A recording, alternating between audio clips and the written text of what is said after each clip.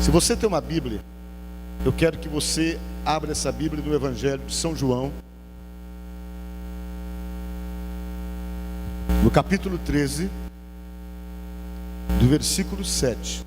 Deu vontade de falar desse versículo, desse texto, não bem no texto, mas principalmente nessa resposta de Jesus. É João capítulo 13, versículo 7. João 13, 7. Quem achou, diga amém. Como é que diz? Respondeu-lhe Jesus dando uma resposta para os discípulos. O que foi que ele disse? O que eu faço não sabes agora, compreendê-lo-ás depois. Amém? Só isso que nós vamos ler. Podemos assentar, irmãos? Isso foi uma resposta de Jesus dada aos seus discípulos, depois que ele lavou os pés de cada um, e alguns deles estavam querendo resistir à lavagem dos pés, e eles não entenderam muito aquilo, porque Jesus desceu da sua posição para ir lavar os pés dos discípulos. Alguns deles relutaram, não queriam deixar que Jesus Cristo descesse tanto a esse ponto na avaliação deles, para poder ter aquela atitude de lavar os pés deles. E Jesus falou: olha, se vocês não deixarem eu lavar os pés de vocês, vocês não têm parte comigo. Aí o Pedro falou: sai, então dá um banho em mim por completo, me molha todo, falou o apóstolo São Pedro, depois que Jesus falou isso. E Jesus disse essas palavras: o que eu faço agora, vocês não entendem, entenderão depois, que era exatamente quando ele morresse na cruz, que ele ressuscitasse. Todo o processo da igreja que viriam depois seria entendido nessa provocação de humildade feita por Jesus quando lavou os pés dos discípulos. Amém? Mas eu quero nesta noite conversar com vocês, claro, dentro do versículo, mas quero falar para você agora, para você hoje, você que está aqui ou você que está me ouvindo, que não consegue entender muitas coisas que acontecem na sua vida. Às vezes nós ficamos nos perguntando um monte de coisa para Deus: meu Deus, por que isso teve que acontecer? Mas Senhor, por que te permitiu?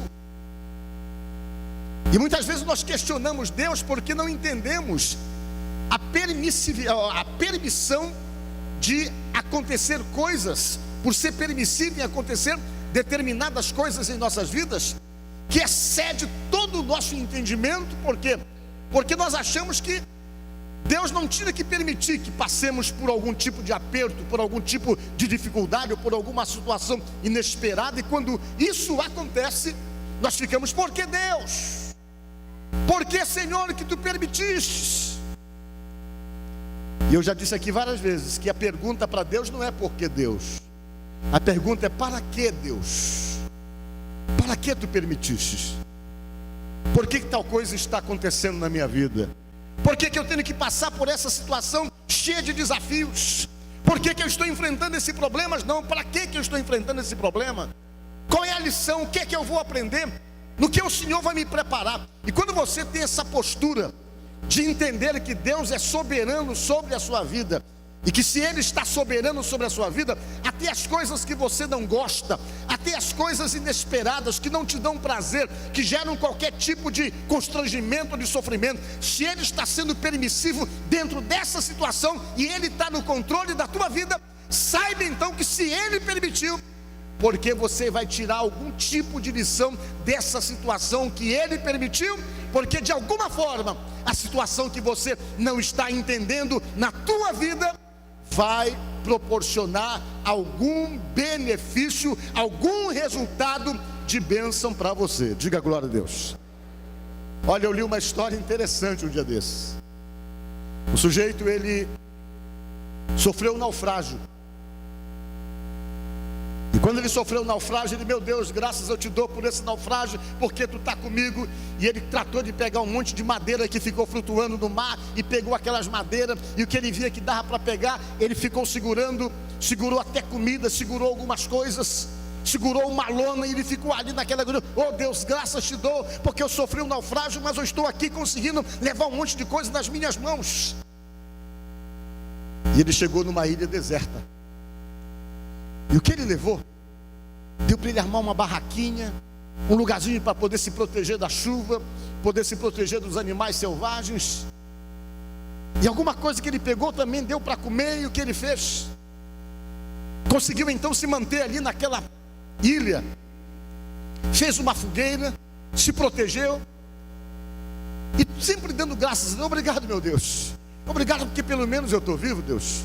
Obrigado porque algumas coisinhas eu consegui juntar aqui para resolver meu problema, para não morrer de fome aqui. Obrigado porque eu tenho esse abrigo. E ele vivia sempre agradecendo. Ele saiu para pegar comida, conseguiu comida. Obrigado, meu Deus, porque realmente eu tenho tido todo dia, tenho conseguido pescar alguma coisa e comer alguma coisa e me manter vivo nesse lugar, e sempre agradecendo. Só que um dia ele foi fazer um reconhecimento de campo da área que ele estava. Ele se distanciou um pouco, e quando ele voltou, as coisas dele pegaram fogo totalmente. A barraca dele queimou, tudo queimou. O que ele tinha dentro da barraca para se proteger, para se guardar e para sobreviver, queimaram também. E foi um fogaréu que ele tomou o maior susto quando ele voltou, vendo que o fogaréu tinha tomado conta de tudo aquilo que ele tinha conseguido resgatar dentro daquele naufrágio. Pegou fogo tudo. E quando ele chegou, que viu, ele ficou assustado. O que é isso? Oh, meu Deus, por que o Senhor permitiu isso? Por que o Senhor deixou pegar fogo as coisas que eram essenciais para a minha sobrevivência aqui nesse lugar? Tudo pegou fogo, virou um fogaréu, não tenho mais nada, perdi tudo, Senhor. Onde tu estava? Porque o Senhor permitiu tal coisa. E ele começou a reclamar, já não deu mais graças, ficou chateado porque Deus o abandonou, segundo o sentimento dele, naquele momento que ele estava precisando, com alguma coisa que ele tinha ali para sobreviver. Tudo pegou fogo, fez um fogaréu tremendo, e ele ficou muito chateado, muito triste, questionando Deus, e foi dormir. Adormeceu. De repente, ele ouviu o barulho de uma sirene de um barco. Pom, pom. Ele acordou, se espantou e viu que um barco estava encostando lá perto da ilha onde ele estava.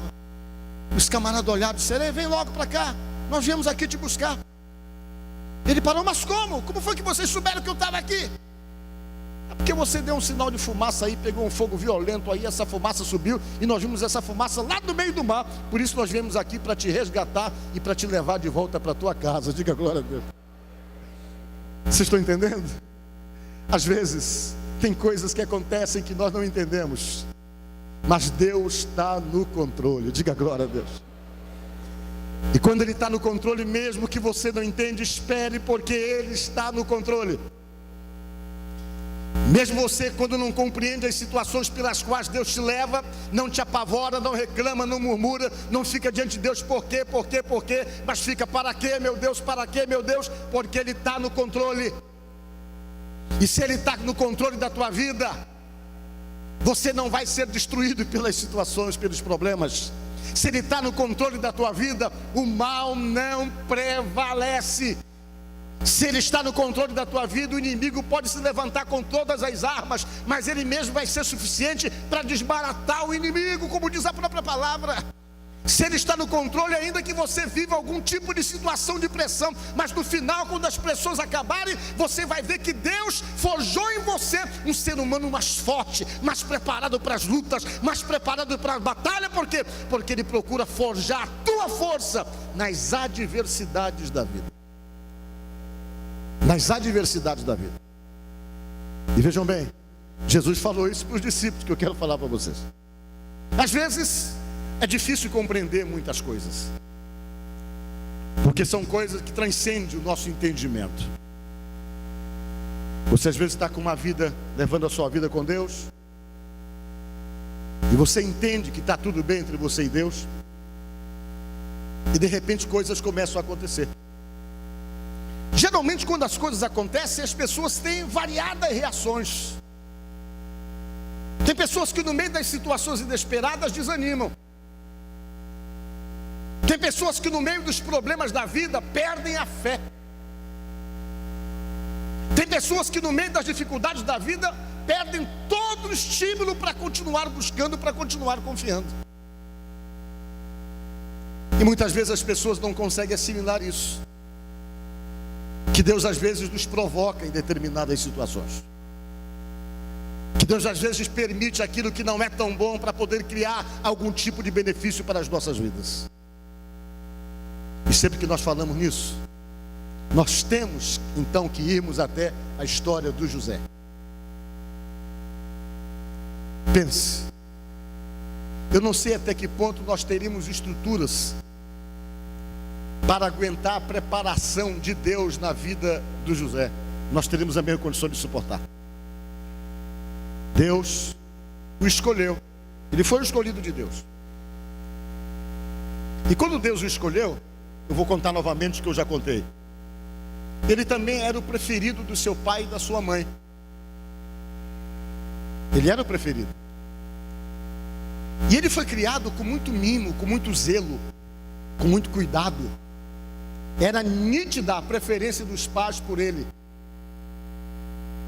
A mãe dele tinha com ele um cuidado, um carinho, uma atenção, que era exatamente a atenção que ela não dava para os demais filhos. E ele vivia num ambiente de privilégios perante os seus pais, porque os seus irmãos tinham que ir batalhar, trabalhar no campo e se esmerarem nas plantações do campo, e ele não ia, ele ficava em casa. Ele só ia até o lugar onde os irmãos trabalhavam quando o pai ou a mãe tinha que mandar algum tipo de notícia, ou procurar obter notícia, porque geralmente essas idas para o campo, eles não voltavam no mesmo dia, eles ficavam dias cuidando das questões da sobrevivência, lavrando a terra e cuidando de sobreviver. E ele tinha muitos irmãos, mas os irmãos percebiam que ele era um privilegiado dentro de casa. Os irmãos percebiam que a mãe deles e o pai tinha uma certa preferência por ele, e essa preferência era clara, era notória, até pela roupa que os pais faziam para ele, ou que a mãe fazia, uma roupa diferenciada para ele. A roupa dele era diferente da roupa dos demais irmãos. Os irmãos ralavam, e ele que andava com a melhor roupa, ele que andava com a roupa bonitinha. E para completar, Deus ainda dava visões para ele, sonhos, que ele vinha e compartilhava com os irmãos dele.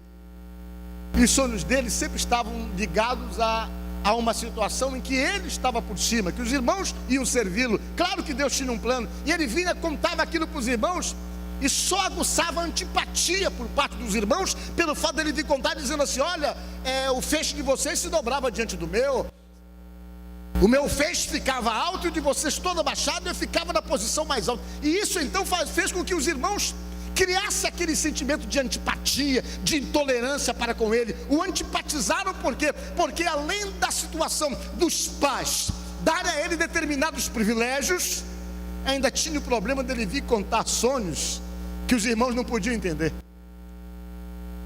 Deus pensou: não posso deixar esse rapaz na casa da mãe dele e do pai dele, que os pais vão estragá-lo. Ele é muito mimado, ele é cuidado de uma maneira diferenciada, a demonstração de amor, de carinho, de preferência é nítida. Esse menino está sendo estragado. Eu preciso fazer dele um grande homem, e preciso dar a ele a capacidade de livrar uma nação de morrer de fome. Então tenho que prepará-lo. Aí você sabe do restante da história. Ele foi com os irmãos forjaram uma morte, tentaram demonstrar aos pais que ele tinha sido devorado pelo leão, pelos animais, as feras lá do campo. Mas na verdade eles pegaram o irmão e venderam para uma caravana de ismaelitas. Os árabes passaram, levaram o José como escravo, e o José foi para a cidade do Egito, e lá no Egito ele foi vendido como escravo. Veja bem, que coisa complicada. O menino nasce entendendo que Deus tem um propósito com ele. De repente Deus permite que os irmãos venham vendê-los para uma caravana de mercadores. Ele vai, é vendido como escravo, passa a ter uma vida totalmente da vida que ele tinha antes. Não tinha mais as preferências do pai, não tinha mais a atenção exagerada da mãe, não tinha mais a superproteção que era dado por sua mãe, que era dado por seu pai. Perdeu de repente tudo isso e foi para um lugar vendido e passou a viver na condição de escravo, que era uma condição totalmente diferente da condição que ele vivia quando estava lá na casa do seu pai e da sua mãe. Poxa, Deus foi cruel. Deus precisava fazer dele um homem. Deus precisava fazer dele uma pessoa preparada. Se continuasse com a mãe, com certeza ele ia ficar muito mole como homem. Não ia ser um homem preparado para as lutas e para as batalhas, porque a mãe não dizia nunca não para ele. Ele ia crescer cheio de vontade e não ia perceber as dificuldades da vida e entender somente as facilidades por conta de viver em uma casa super protegido por sua mãe e por seu pai. Deus disse: assim não dá, vou tirá-lo de lá, vou colocar em um lugar e ele vai começar a ser preparado. E ele então passou a condição de escravo, sem vontade, não tinha direito praticamente a nada. A vida dele era só trabalhar para o seu Senhor, trabalhar fora de hora. No momento em que fosse realmente requisitado, ele tinha que estar pronto para trabalhar. E foi uma vida dura que fazia parte do plano de Deus da vida dele. E ele batalhou, sofreu, foi se moldando nele um caráter de vencedor e de homem determinado. E para completar a situação, a mulher do Potifar se agradou dele. Ele fugiu da mulher no limite, quase que ele cede. Quando ele percebeu que o corpo dele estava reagindo, que ele poderia ceder àquela mulher, ele deixou foi a roupa na mão dela e saiu correndo. Porque ele era um homem normal, um homem saudável, um homem sadio, e ele poderia realmente ceder aquele assédio como qualquer homem debaixo de uma pressão daquela poderia ceder à pressão causada pela mulher. E ele, ao perceber que poderia fraquejar, ele deixou a roupa na mão dela e saiu correndo, e saiu do lugar antes que não tivesse mais força de resistir o assédio e a pressão daquela mulher. E quando ela chegou, ela contou para o marido uma outra história. O homem mandou chamá-lo e disse: olha, eu não fiz nada com a tua mulher. O homem sabia que ele não era culpado, ele sabia a mulher que tinha, porque se ele não soubesse, ele teria tirado a vida do José, que era uma das coisas comuns que ele poderia fazer, até porque ele era um escravo. Mas ele não fez isso. Ele só fez com que o José fosse preso. E vocês sabem quantos anos o José passou preso? 12 anos. O que você faria? Você diria: Deus me abandonou. Poxa, falou tanta coisa boa para mim, tanta promessa, e agora eu estou aqui na pior. Sou presidiário, pior, por uma coisa que eu não fiz. Deus não quer saber de mim. Deus não tem propósito com a minha vida.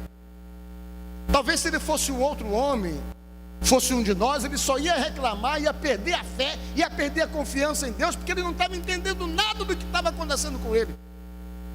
Ele só sabia que Deus tinha uma promessa.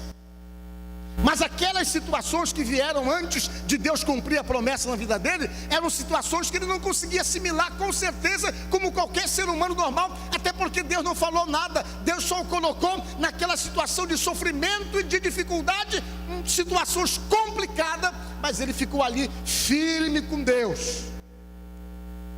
Passou 12 anos, até que Deus o tirou de lá.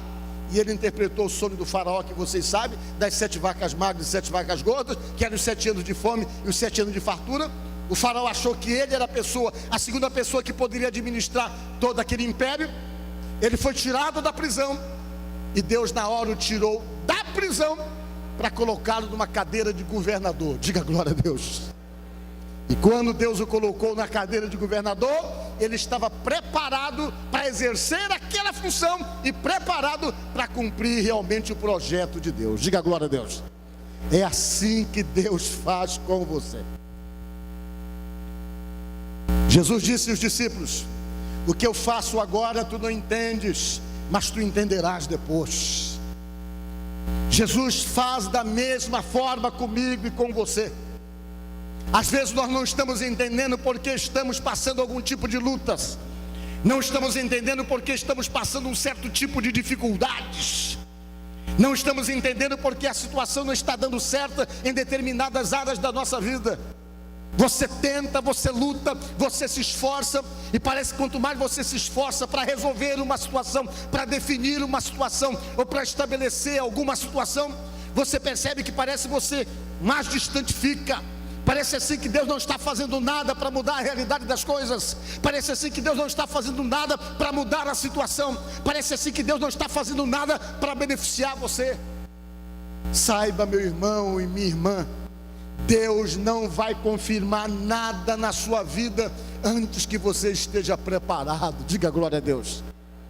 Você não pode desperdiçar o que Ele tem para você. Se Ele tem promessas, se Ele tem falado diretamente com você, se você entende que Ele está no controle da tua vida, se você entende que o Senhor Deus Todo-Poderoso, que você acredita e que você serve, que você busca, tem controle total da tua vida, então fique tranquilo, descanse nele. Saiba que por mais que a situação da sua vida esteja de cabeça para baixo, como esteve a situação da vida do José, por mais que a situação da sua vida esteja extremamente complicada e você não saiba, não entenda nada do que está acontecendo com você, tenha paz, fique tranquilo, porque Deus está no controle da tua vida, e na hora certa Ele te tira da prisão e te coloca na cadeira, te coloca no trono, para mostrar que Ele é o teu Deus. Só temos que deixarmos Deus agir. Só temos que deixarmos Deus agir nas nossas vidas. Não reclame, não murmure. Se sua vida está no controle dele, não questione nada. Diga somente: trabalha, Senhor, trabalha na minha vida. Porque às vezes Deus não tem como trabalhar na sua vida se não for através do aperto, da catraca. Não tem outra forma. De repente você só para entender Ele, para compreender Ele, para saber que Ele está preocupado com você, é quando Ele vem e espreme você. Tem isso que diz a Bíblia, que o nosso Deus é assim. Ele nos quebra para nos fazer de novo. Diga glória a Deus. E toda vez que Ele nos quebra, dói, irmãos. Dói quando Ele está nos quebrando. E como dói? Às vezes Ele tem que fazer isso com você, porque senão você não entende, senão você não para ouvi-lo, senão você não para escutá-lo. E a maneira que Ele encontrou para poder fazer você ouvi-lo e escutá-lo e perceber que Ele faz parte da tua vida, que Ele está ali, é espremendo você, é dando tempo ao tempo, é esperando a hora certa para te confirmar aquela resposta que é tão importante para você. Ele espera a hora certa, esperando que você se resolva. E dentro dessa situação que Ele pega você, espreme, controla e esmaga, é que Ele vai preparando você. Diga glória a Deus. É no espremer que Ele tira a tua arrogância, é no espremer que Ele tira a tua autossuficiência, é no espremer que Ele vai quebrando você direitinho e vai dizendo: não é do teu jeito, é do meu jeito. Quebra esse pescoço, te submete, para de arrogância. E Ele vai quebrando, esmiuçando você. E depois que Ele te quebra, que Ele te esmiuça, Ele te faz novamente. E quando Ele te faz novamente, tenha certeza que Ele vai te fazer melhor. Então nesta noite, não te preocupes. O que eu faço agora não entenderás, só vais entender depois. Talvez você não está entendendo nada agora do que está acontecendo com você. Você não está compreendendo e entendendo por que você está passando tudo isso que você está passando, que não está sendo bom para você, que não era o que você queria, que não era o que você esperava. Mas depois, se Deus está no controle da tua vida, você vai saber por que Deus permitiu certas coisas, assim como Ele permitiu que a tenda daquele homem pegasse fogo para poder estabelecer uma situação de livramento para ele. Então Deus trabalha dessa forma. E eu termino essa minha pregação dizendo o que Jesus falou para os discípulos: o que faço agora não entendes, mas entenderás depois. Amém? Então deixa Deus trabalhar, deixa Deus agir, porque com certeza Ele tem uma obra para completar na tua vida, que vai ser completada na hora certa e no momento certo. Amém? Que Deus te abençoe. Espero que essa palavra tenha falado ao seu coração e eu fico muito contente pelo fato de você sempre estar nos acompanhando na televisão. Entre em contato conosco, mande o seu e-mail para prpauloguilherme@hotmail.com, uma mensagem de texto pelo celular. O nosso DDD é 98 e o telefone é 81 11 0198. Eu quero ter o prazer de poder conversar com você, de poder orar por você e saber, acima de tudo, que temos você como nosso ouvinte ou telespectador constante, assíduo, através do nosso programa que está chegando até você, chegando até a sua casa.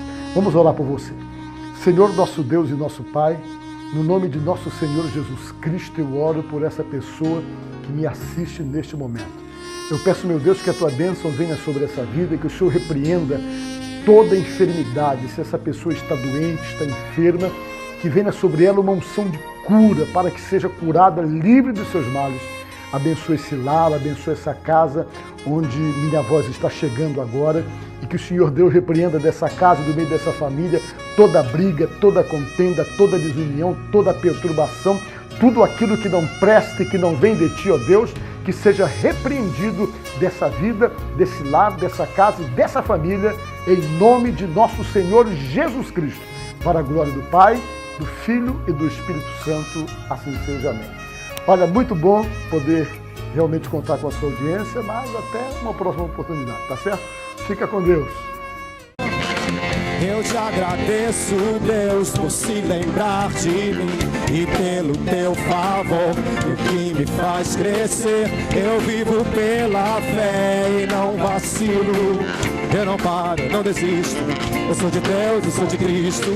Você mudou a minha história e fez o que ninguém podia imaginar. Você acreditou e isso é tudo. Só vivo pra você. Não sou do mundo.